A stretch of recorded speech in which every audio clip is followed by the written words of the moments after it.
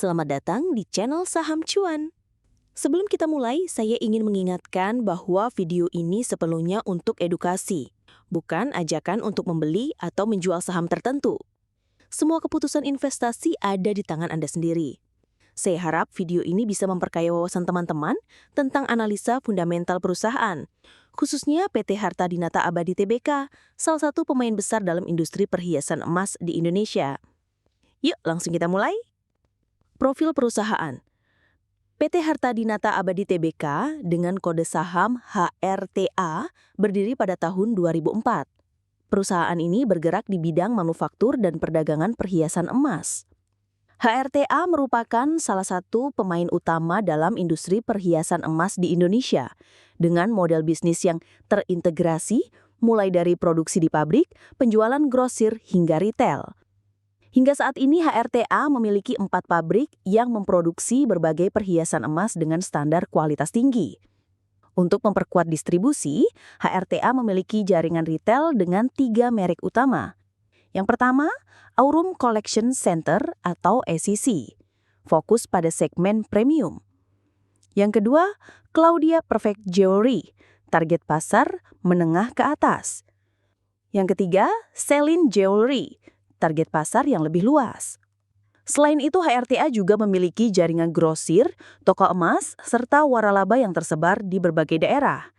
Produk HRTA sangat beragam, mencakup emas dengan kadar 30%, 37,5%, 70%, dan 75%, termasuk logam mulia. Jenis produknya pun bervariasi, mencakup kalung, cincin, gelang, giwang, liontin, hingga produk custom yang bisa dirancang sesuai permintaan pelanggan.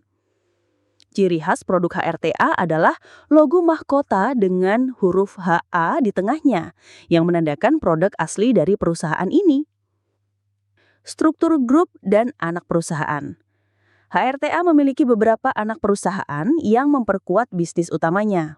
Mari kita lihat satu persatu. Yang pertama, PT Gemilang Harta Dinata Abadi, bidang usaha pegadaian.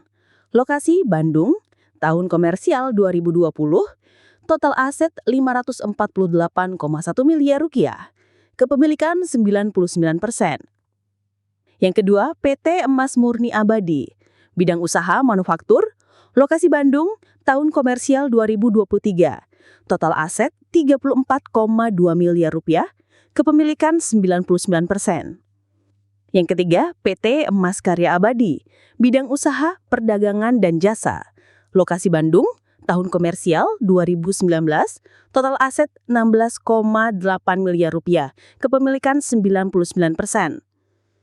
Dari data ini, terlihat bahwa HRTA tidak hanya fokus pada produksi dan penjualan emas, tetapi juga masuk ke bisnis pegadaian. Ini memberikan sumber pendapatan yang lagi stabil, terutama saat harga emas berfluktuasi. Kepemilikan saham. Mayoritas saham HRTA dimiliki oleh PT Terang Anugrah Abadi, yaitu sebesar 71% atau setara 3,27 miliar lembar saham. Sisanya sekitar 28,45% atau 1,31 miliar lembar dimiliki masyarakat umum.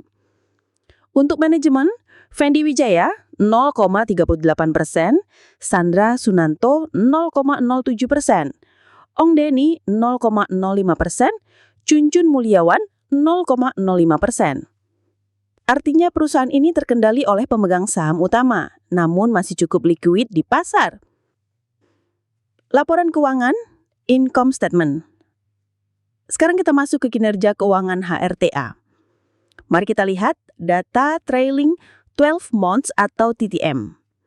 Revenue 25,039 miliar rupiah atau 25 triliun. Gross profit 1,325 miliar rupiah. EBITDA 1,132 miliar rupiah. Net income 585 miliar. Analisa. Dengan revenue 25 triliun dan laba bersih 585 miliar rupiah, net profit margin HRTA sekitar 2,33%. Margin ini relatif tipis, yang umum terjadi di bisnis perdagangan emas, karena perputaran yang tingkat namun margin per produk rendah. Balance sheet. Dari sisi neraca, berikut posisi terakhir HRTA. Total aset 6,805 triliun rupiah, total liabilitas 4,203 triliun rupiah, total ekuitas 2,592 triliun rupiah. Jika kita lihat lebih detail, kas 350 miliar, total hutang 3,859 miliar rupiah, jangka pendek 2,624 triliun rupiah, jangka panjang 1,235 triliun rupiah. Debt to equity ratio DER berada di 1,49, menunjukkan tingkat leverage yang cukup tinggi, namun masih dalam batas aman. Namun, cash to debt ratio cukup rendah, yang berarti perusahaan harus menjaga likuiditas dengan baik. Cash flow statement. Dari laporan arus kas, cash from operation minus 750 miliar rupiah negatif, cash from investing minus 255 miliar rupiah, cash from financing plus 1,069 miliar rupiah, free cash flow minus 997 miliar rupiah negatif.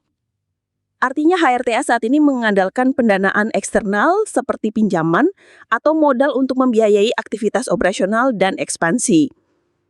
Valuasi saham. Sekarang kita masuk ke valuasi saham HRTA.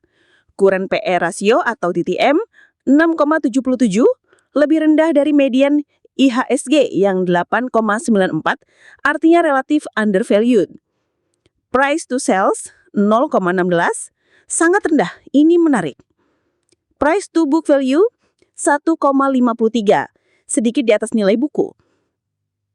Earning yields 15,77%, menunjukkan return laba yang cukup tinggi terhadap harga saham. Dari sisi perputaran, days inventory 50 hari, days sales outstanding 8,79 hari, cash conversion cycle 58,79 hari. Artinya HRTA bisa mengubah stok menjadi kas dalam waktu sekitar 2 bulan. Ini tergolong cukup efisien. Kesimpulan dan penutup.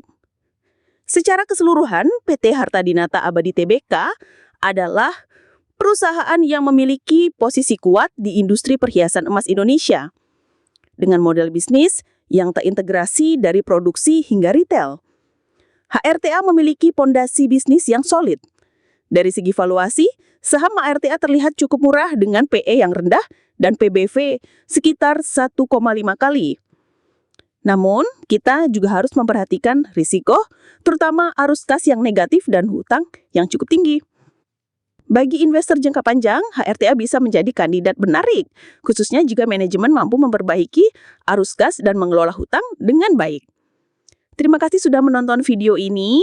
Jika Anda suka konten seperti ini, jangan lupa like, komen, dan subscribe channel Saham Cuan agar tidak ketinggalan analisa saham lainnya.